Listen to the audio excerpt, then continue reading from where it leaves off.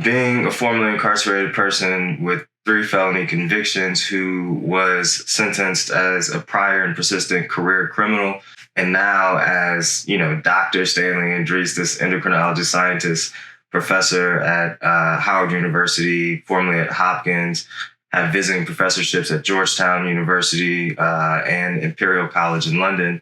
The idea that the prosecutor had that I was this hopeless case, this individual that was going to be stuck in this revolving door of incarceration, was not quite the story that played out.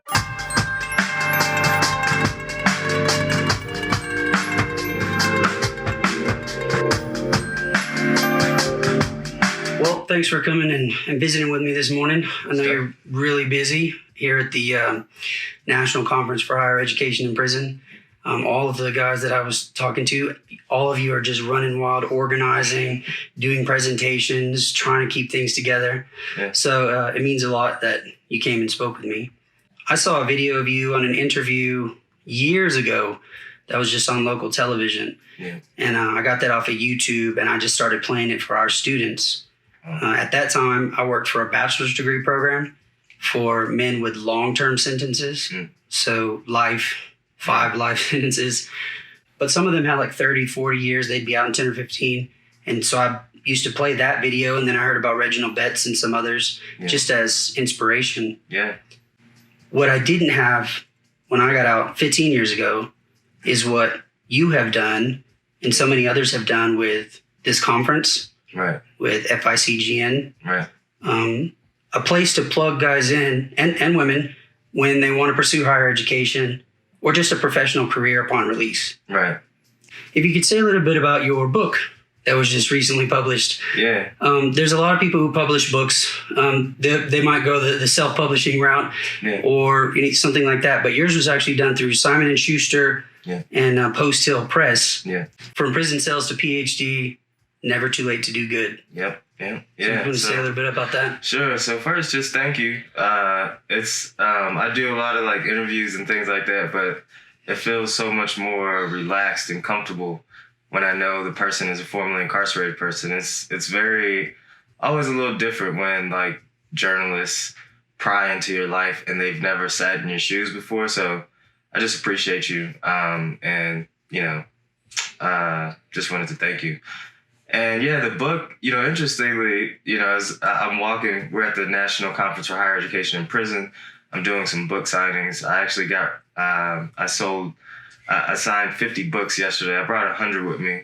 So I walked in here with a duffel bag with 50 pounds of books. Oh, is that what that is? Okay. Yeah, the book weighs exactly 1 pound, roughly. So I have 50 of them. It's so funny. I'm walking through the hotel with this duffel bag of 50 pounds where, it just kind of reminded me of back in the day of having duffel bags of 50 pounds of bricks in it. So just, moving words now instead of weight. But I guess the words have weight to them. So in a sense, I'm still moving weight. It's kind of comical, but the book is doing well. From prison cells to PhD, it's never too late to do good. It was the #1 new release in educator biographies. Actually, #1 and #3. The print copy, #1, and the audiobook was #3. So it's been received well, and I think it's reaching the people that I had intended it to reach, which is incarcerated individuals, people that work for and with incarcerated and formerly incarcerated individuals. So very, very pleased with that part, yeah. And I have to get props on camera because I think I pre-ordered your book like in April.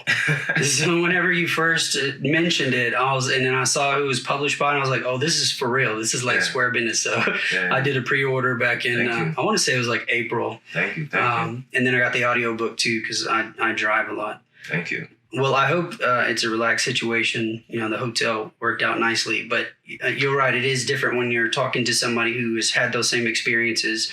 And now, especially in our case, trying to move through the academic system and do something that's non-traditional. Right. We would hope to make it the norm in the future. And what is the never too late to do good? What is that part about? Yeah. So, I'm Haitian, and my family were Haitian immigrants. We spoke Creole in my household growing up, and that phrase is actually in Haitian Creole is a derivation of French. So we spoke French and Haitian Creole and kind of interchangeably. And this was a phrase that my dad used to always, tell me when we had different conversations around, him trying to get me to understand that I didn't need to sell drugs, that trying to help me move past that phase of my life. And it's called, the French or Haitian Creole phrase is "Il n'est jamais pas trop tard pour faire bien," which, doesn't really have an exact English translation. There's oftentimes, when trying to translate between languages, there's not quite the exact translation. His meaning for it was, it's never too late to reach your full potential. And it's never too late to do the right thing. So for, the actual word-to-word translation is, it's never too late to do good. But for him, it was kind of this thing that he had this like great sense of patience, which I don't understand. And I'm still working on that level of patience. I think, I've gotten better, but he had this great patience about him that was, he was he believed that it was never too late, and that he believed that at some point in time, that I would see the value that every human being can bring, to this world. So he was just, patient and saying it's never too late. And when you're ready to make that change, I'll be here for you. And I want to be there. And, the sad and unfortunate thing is, he was not. I ended up losing him to type 2 diabetes before he, saw the change that I was able to make. And that partially inspired what you're doing now. So you have achieved a PhD and an MBA, and not from just some school out there, some local school. These are some pretty heavyweight schools that you've attended and worked for and that you're a part of now. So say a little bit about that as well. Just the inspiration there and what you're doing now, because it's very not traditional. Yeah. So, being a formerly incarcerated person with 3 felony convictions who was sentenced as a prior and persistent career criminal because my felony convictions were at different times. So the prosecutor was able to essentially kind of hit me with the 3 strikes law of Missouri. And, she was pushing for 20 years to life in prison. I ended up getting the minimum, which was, my sentence was 10 to life. She was pushing for life. I ended up, getting hit with 10. So, being a formerly incarcerated person, tagged with this career criminal, sentenced to 10 years, and now as, Dr. Stanley Andrisse, this endocrinologist scientist, professor at Howard University, formerly at Hopkins, have visiting professorships at Georgetown University and Imperial College in London. It's just been this, the idea that the prosecutor had that I was this hopeless case, this individual that was going to be stuck in this revolving door of incarceration, was not quite the story that played out. And, I hope to help others realize that, they don't have to be stuck in this revolving door of incarceration that society tells us is the trajectory for people like you and me, with a support system, with, believing in individuals, innate talents that were given to them, and helping them realize that, we can change that narrative that is told by, so many and that society believes to be true. So let's, in the book, towards the end, you talk about the debate between Booker T. Washington and W.B. Du Bois. That was interesting to me because some of the students that I used to work with, the ones who are serving long sentences, they wrote a paper that I actually got to present at the National Conference for Higher Ed back in 2018, I think. And they wrote about the need for virtue and character education in prison in addition to vocational style. Right. Their argument was that Du Bois pointed out that when the slaves were free, they knew how to work, but they didn't know how to function in government. They didn't understand history, society, all of the things that would make for a good, productive citizen. Yeah. And so the students were saying there needs to be so much more than the typical CET, career and technical education. Right. So you actually cast that in the context of the debate between Washington's perspective and Du Bois. So if you could say a little bit about what you meant there. I mean, just as I was mentioning with the prosecutor in my particular story and case, and the prosecutor essentially told me that I was hopeless and was going to be in this revolving door, right? That is, she told me that what is perpetuated by society.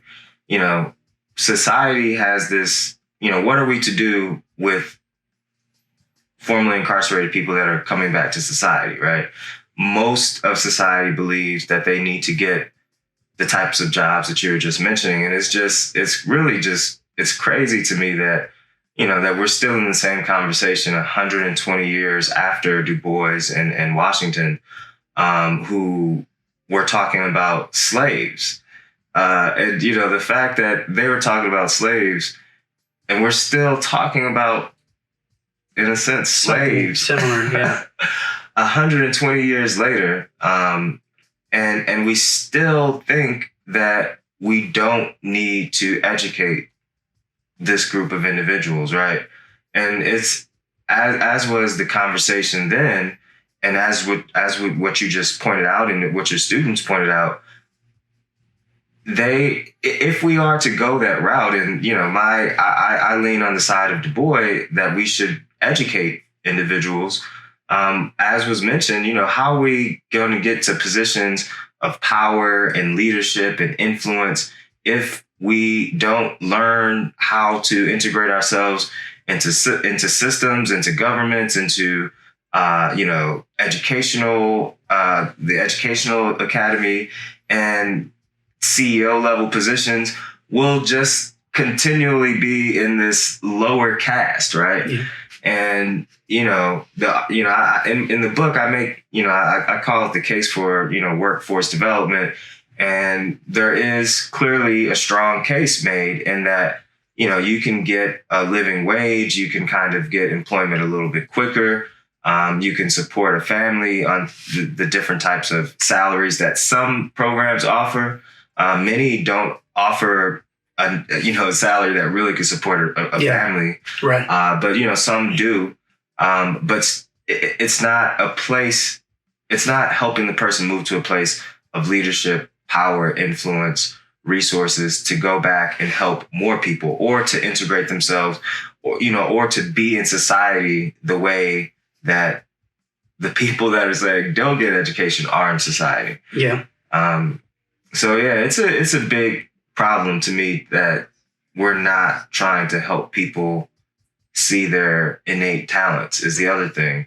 You know, just pushing someone into like a construction job is perpetuating this idea that you were never smart, you weren't good in high school, you're probably some, you know, dumb jock or some guy or girl that was, you know, good with her hands, his or her hands, and you should do labor. That's what you should do. That's all you're good for. That's not letting people realize their innate potentials and talents. So it is kind of a complex issue. My initial thoughts on it were something very similar to you. I wondered, in my own case, when I was in college and prison, I had a program who I now work for, and I ended up with an Associate of Arts in Humanities. Yeah. Very not traditional in the sense that it wasn't. Now, I did do the vocation. Yeah. And that led me to have a respect for both. But the overwhelming majority of educational programming is in the vocational oriented phase. Well, I suck working with my hands. I mean, I did it, but I'm just not great at it. Right. But when it comes to education, broadly speaking, one of the things that I point out to the students is that even if our school is not offering certain things that you need, that's something you can do on your own. Yeah. It was something that I did on my own. In addition to whatever the school and the programs are trying to do, I was in the library, having families send us books and information. Yeah. And that was just who I wanted to be, was the person helping people get that kind of education. I point out to them that we live in a democracy where they have some role to play in the way that things are governed, and that making informed decision is crucial for the health and stability of this democracy. But also something you pointed out, that education is just good for the soul, if you will. It's good for us as a species, human beings, developing our rational capacities and our character. So you did mention that understanding like political processes and civics and government. Are there any other components of an educational program that you suggest needs to be seen more involved in the prison system? So, yes, I mean, that's a great question. And I certainly think that there needs to be more, there just needs to be a wider variety of offerings for people, in prison. And I know it's a difficult thing, but we need to work to try and do it. A lot of college and prison programs, are strapped for funds and, capacity and different things of that nature. So they offer maybe one program, and the one program tends to be within the humanities. I think there needs to be a push to, one, offer more programs, and two, offer programs that are outside of the humanities as well as, offering the humanities. But I think we need to be pushing towards sciences and STEMs and letting people decide, just like college students do. College students, on average, change their majors multiple times and, get the choice to choose whatever they want, despite if their parents don't want them to do that, right? Why aren't we giving incarcerated people that option? Right. So, I truly believe that we should be pushing towards letting people decide and really offering more science and STEM, related majors and fields, And that's what you're doing with your own life in a pretty big way. That's one last thing on that, is that I think that you'd probably agree that people who have served time in prison, or not just served time in prison, but have grown up in an impoverished environment, are very resourceful and creative. Yeah. And so where there are many like budget concerns with schools on offering a full plate of programming, I'm sure that the people in prison can figure out a way, if administration would hear them out, give them a voice at the table, like, okay, well, here's how we can potentially work this out. Because from the inside out, they understand how things can be. It might not be ideal. It might not be according to professional standards, but it's a way to learn and get what they need. Yeah, that is, I think Terrell Blunt spoke to it a little bit in his keynote last night, to giving agency and putting incarcerated students and people in positions to help let them decide what needs to be done for their lives. Like, we are just telling this group of people that this should be done without involving them in. So I think, as you mentioned, getting them involved in their own lives and futures and how they are governed while they're in this, incarcerated space would be something that is, of course, valuable. So say a little bit about P2P. I heard about this a couple of years ago. I thought it was phenomenal. And then I also learned about FICGN, formerly Incarcerated College Grad Network. Both of those I now refer my own students to as potential options when they get out. So if you could say a little bit about what that's about. P2P is, both from prison cells to PhD or prison to professionals. It's kind of interchangeably called P2P. But prison to professionals is, as kind of the name implies, it's this metaphor of going from this place of desolate despair to going to a place of feeling self-value, self-worth, and purpose. So we want to help people move to this space of feeling like they're valued, feeling like they're worthy, feeling like their life has purpose. That is, as I was mentioning, we see education as a vehicle to that. It's not that education is achievement or even the end goal. Like we see it as a vehicle to helping people move towards their purpose, value, and worth. And so we, Prison to Professionals is this group, this family, this network of formerly and currently incarcerated individuals that are pushing towards change in their life, and they're helping other people do the same.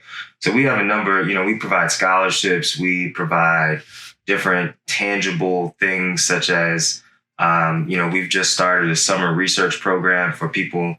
We're sending people to Harvard, Princeton, MIT, Stanford, Hopkins, and Howard, where, I have representation at. We're, connecting people to scholarships outside of P2P. So P2P offers some money, but then we've worked out some agreements with partners that are willing to give formerly incarcerated people scholarship dollars. So, we are really just, as you mentioned, and was the case with me, you mentioned on a couple of occasions that it had been years since you were out before you realized that, this is here in Chet. And it was the same thing for me. I was on the path on my own. I had this mentor, I had my family, and I had this network of support that I know that others didn't have.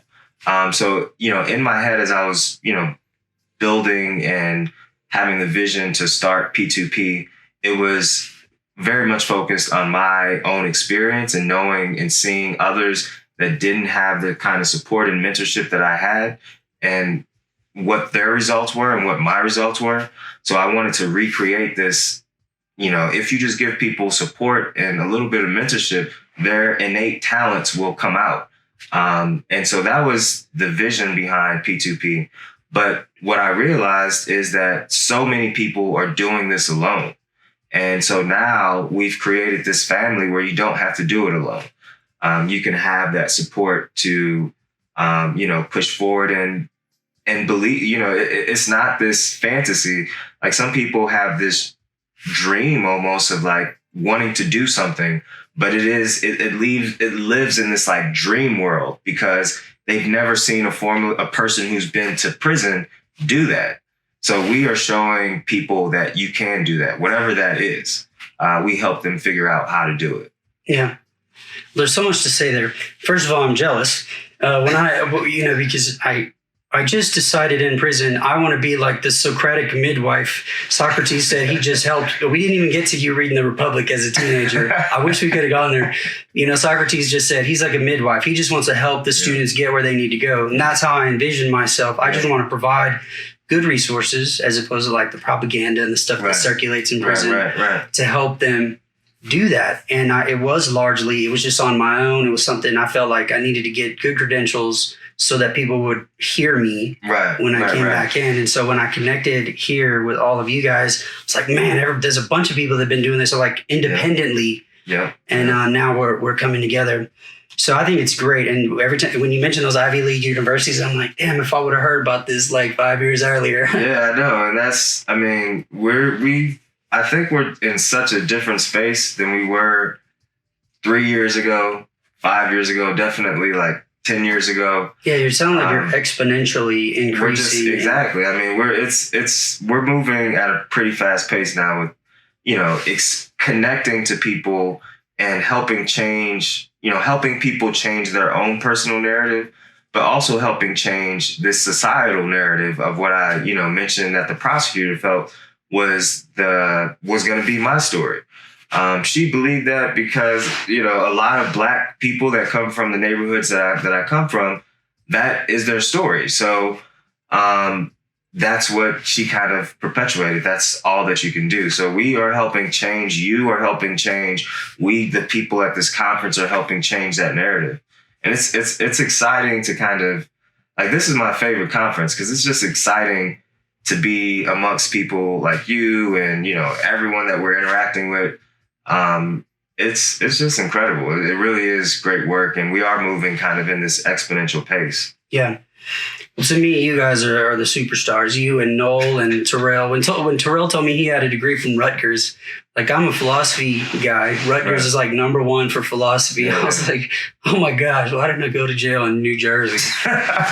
But that shouldn't be the case, though. That shouldn't be the case. New Jersey is has a great program going on with NJ Step, but we should work to, I mean, what we really want to see is more states, all states, be able to offer people that opportunity.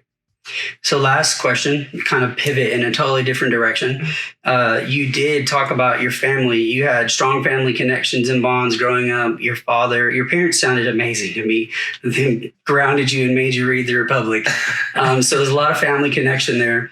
And so now you're a father. Yeah. You're married. You're a father. Yeah. And so what has that been like in your life? It really is the number one accomplishment that is the number one thing in my life. My daughter, having my daughter's birth, and I'll save partly why that's so special to me for folks to read the book. Good call. Good call. She is just incredible. I was FaceTiming her just before I came here. She's 3. My wife is 7 months pregnant, so we have a boy on the way. I don't know when you're gonna, So we're gonna, we're naming my boy. We're naming our boy after my dad. We haven't actually dropped that yet to the public, so. That's the first time that, that has been announced publicly. My family knows and my mom knows, and they know how important my dad was in terms of just influencing inspiration to me. And so, my son will be named after my dad. And family is just what should be the most important thing to everybody. Unfortunately, a lot of folks don't have that type of family connection. And that's one of the things that we really build P2P to feel like a family. That's what we actually call it, the P2P family. It's one of my personal, greatest joys of what I do is being a father. Yeah.